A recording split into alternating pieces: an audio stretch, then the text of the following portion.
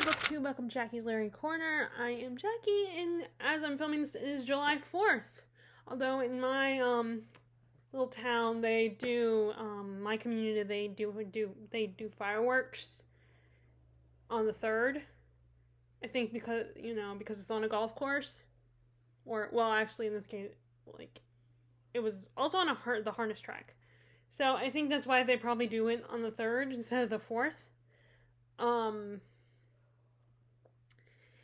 But, it probably won't matter because by the time a lot of you watch this video, it'll probably be the 5th or the 6th. So I hope you all had a good 4th of July. I ended up staying home because my dad was working, being the person that makes sure everybody has their wristband when they come in to see the fireworks and go to the little carnival they had. So he's working all day and I didn't want to be stuck there all day. So I ended up not going, and, it's not a big deal. As I've gotten older, it's not, it's cool. It's, it is really cool to see the fireworks, everything, all the different color fireworks, and seeing all the cool types that they come up with, although my dad said this one was a bit of a letdown, because he couldn't hear it that well, and he didn't have a good view. So it might have just been that, or, they just might have dropped the ball this time around for some reason. I don't know. But yeah, so for me it wasn't a big deal. I did originally plan to watch The Music Man, the adaptation from the 2000s with Matthew Broderick, because that one takes place during the summer, and there is the second act does partly take place around the time of 4th of July. There's even the 4th of July social ball scene, and so I did think about that, and I did plan on watching 1776, the movie version of the musical, which my dad's actually watching now as we speak, as it's on TV, but, obviously I'm not doing that. But that's what happens when I plan things, and then I don't follow through with the plan. I was gonna read John Adams and do quintessential American reads, and that has not happened. And that's partly, so, yeah, I just can't make plans. I'll try to, and I like the idea of planning things. I've said this a million times before. I like planning. That's why I love those readathons where there's kind of a story playing out in the readathon, and you have to get somewhere with the books you read. But I'm just not good at it. And, but in fact, I totally forgot about Tom Topple, and ended up not participating in it this month. I think it was going on in June. And I totally forgot to do it. And I think it's partly because I'm not on as many social media sites where a lot of the action happens. Discord, people that run these readathons also have Discords and Twitters and all that. So they do sprints and stuff like that, and I just don't get involved with that stuff. So that could be part of it. But anyway, and yes, still obsessing over Bridgerton. I just finished watching it yesterday. My 6th time watching season 3, and then I finally was like, I'm gonna watch Queen Charlotte. So I watched that.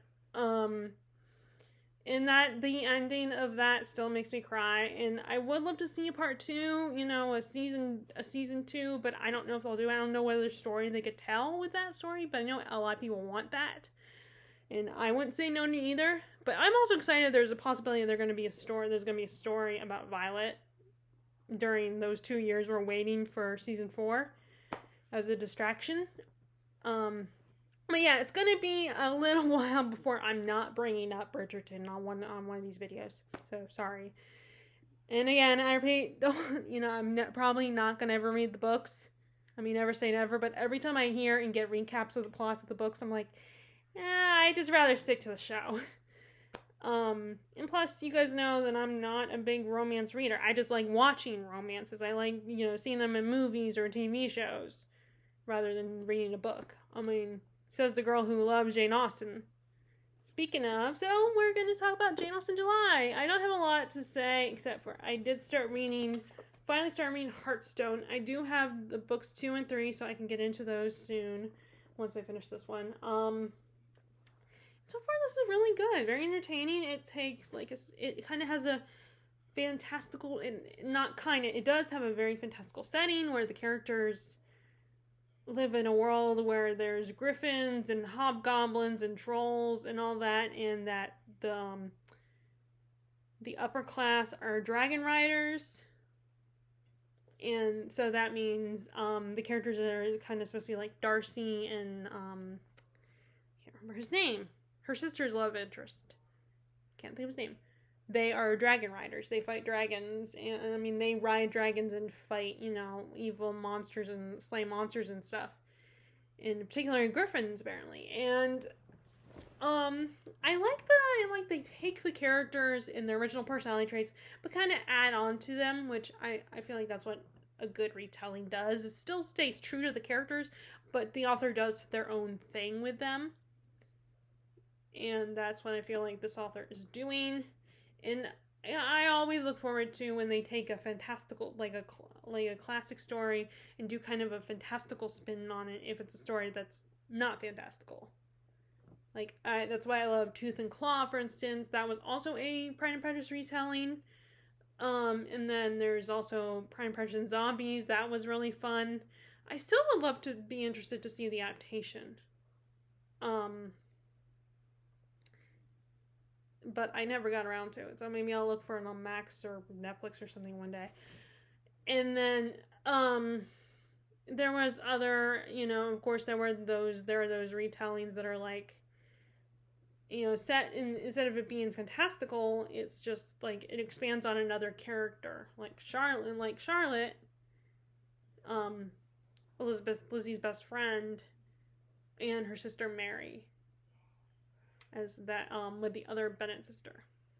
So I also really love those as well. Which I don't know if I would have to check and see if I've ever done a video where I talked about retellings that I've read so far of these. I mean, although I don't probably have as much as Katie from Books and Things, or some of the other booktubers that have loved Jane Austen longer than I have. But yeah, I am having fun with this. I finally read a bit more of a good chunk, because I originally intended to do that yesterday, but then I got sidetracked by Bridgerton, as usual. So, or at least it's usual right now. Here's my problem. If I start watching Bridgerton, then I'm gonna want to keep going, even though I know what's gonna happen. I've seen it enough times to know the story, and everything, so I could pause it without being anxious about what's gonna happen next, because I know what's gonna happen next. But I still want to be like, oh, I gotta keep going, I gotta watch the rest. And then, and so if I don't start reading before then I'm a goner. I'm gonna be all about Bridgerton.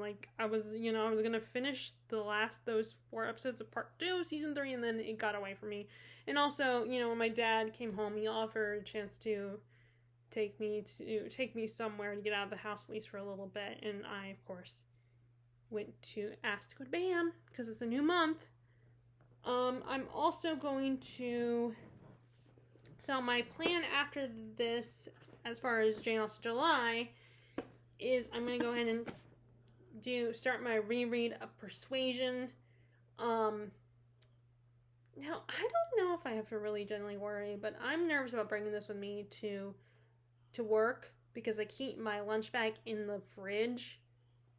I can't just leave it out. I don't think I could leave it just out on the counter. I mean, I guess I could hang it up on a hook, because there's nothing in there that I really generally have to keep cold, I don't think. So I would be nervous about putting this in the fridge. I mean, I'm sure it's probably fine, but I don't know. I just don't, I just don't feel comfortable with bringing this with me and having it be in the fridge at work. So that's why, let me see if I can find it. Where is it?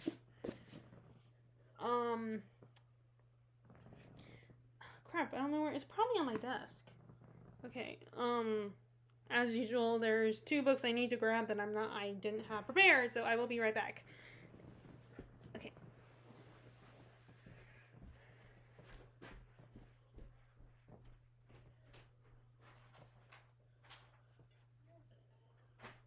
Oh, here it is. This one, and then there's another one I was gonna grab.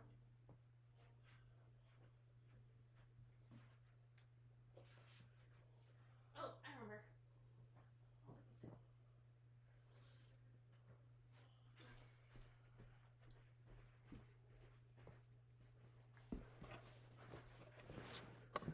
Sorry, I should have been more prepared, but I didn't think about this until right that second. But, so I'm probably gonna get back to English Passengers by Matthew Neal. I keep trying to start it, and I only get past read a couple pages, because I read it only when I'm going to sleep for the night, so I end up falling asleep and not getting a lot read. So this was one of the ones that I did bring down with me downstairs into our, our family room and all that, and I was gonna read it, but then again, like I said, I started watching Bridgerton, so I ended up not getting any reading done. I read maybe a little bit when I was eating my breakfast and drinking my coffee, but then that was it. I think. Actually, no, that was the other morning, because my excuse was, oh, this is a Charmed episode that I don't care about. Although I actually did like the Charmed episodes that were on yesterday morning. But I was like, so let me just put on Bridgerton, because I'd rather watch that while eating breakfast. And then time got away from me and I just kept watching it. So yeah, it was the other morning when I read a couple pages of Heartstone. So I'm also going to read this. And I did think about reading this as well. The Visitors, which takes place in the 1920s in Egypt. And it's one of those looking back stories where a character, when they're older, they look back on their childhood and they were in I think she's a little girl that was, her father is an archaeologist or something, or her mom is, and she meets a friend who's also and of course it's set in the 1920s. So I want to read this as well. So I'm gonna start those. I am thinking about starting those this month as well. And these two this month as well. But I don't want to I don't want to fail on the. I still want to keep pursuing the Jane Austen July, because I don't want this to be another readathon that I do maybe only once or twice and then forget about it. But that's probably what will happen. I'll decide I don't want to do it next year. So next, I also want to show you that, the book I got at Books A Million for that quick visit. I mean, I almost wish I had just said, change my mind and decided to go today, because my dad is home this time, so there won't be any rushing if he had took me there today. But, in the end, it allowed me to focus on getting one book and not browsing and then decide and being like, I can't decide. And end up not getting the one that I should get. And I mean, not that there's any book that you should absolutely get. It's just, I have all these books where that are the first book in the series, and I read the first book, and even if I enjoy the first book, I end up taking forever to even consider the next book, getting the next book, and then I end up forgetting about the series and decide I'm no longer interested.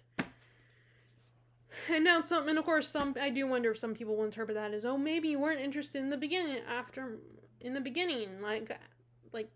me rephrase, maybe you weren't interested as you thought you were. That's what I meant. But for me, that's not entirely true.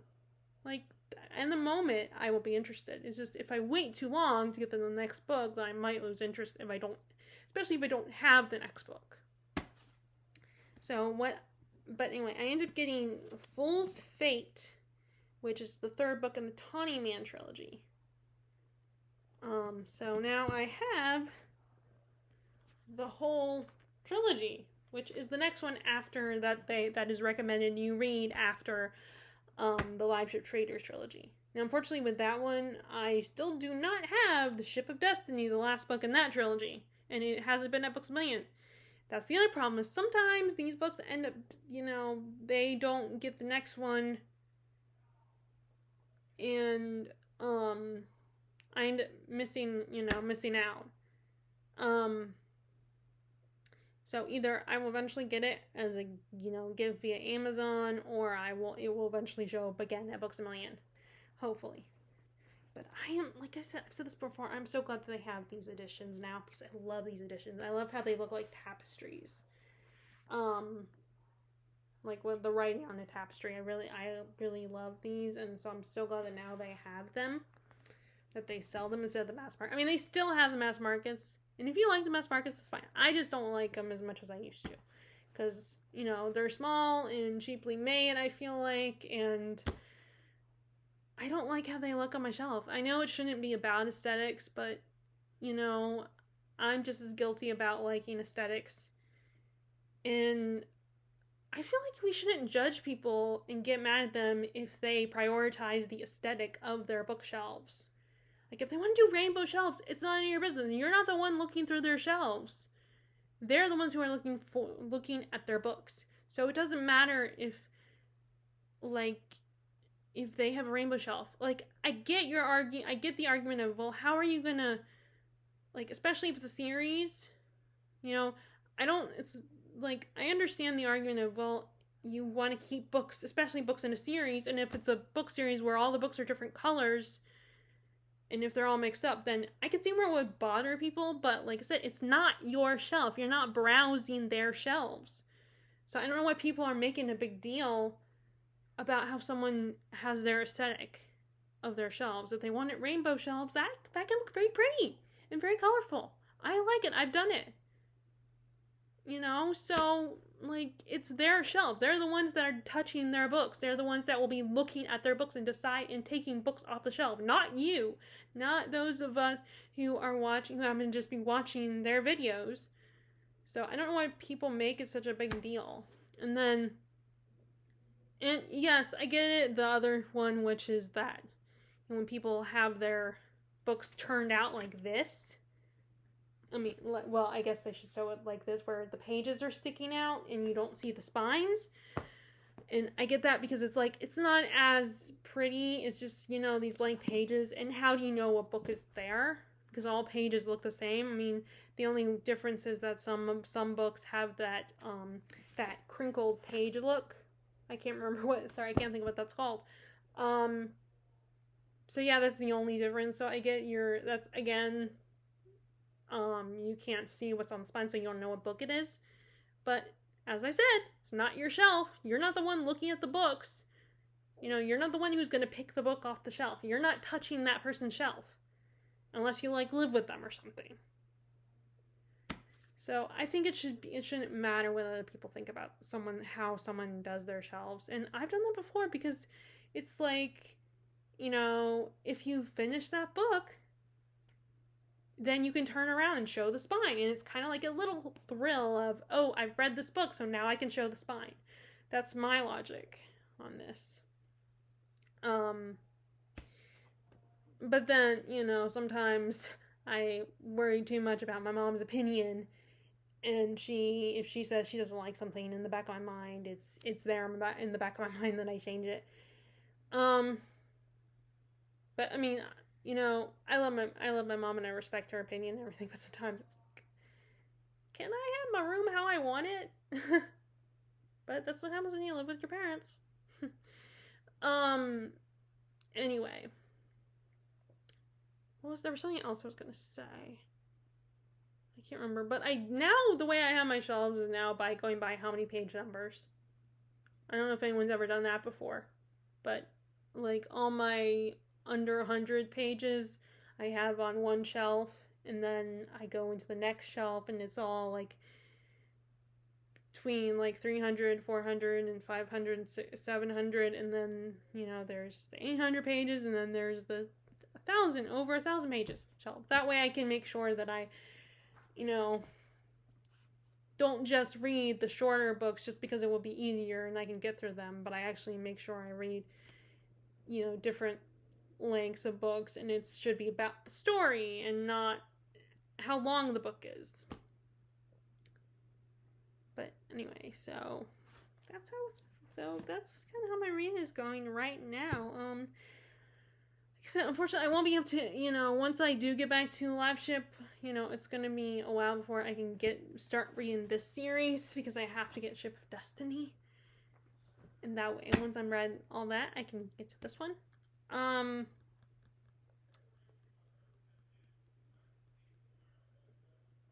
Anyway, so that's how my reading is going right now.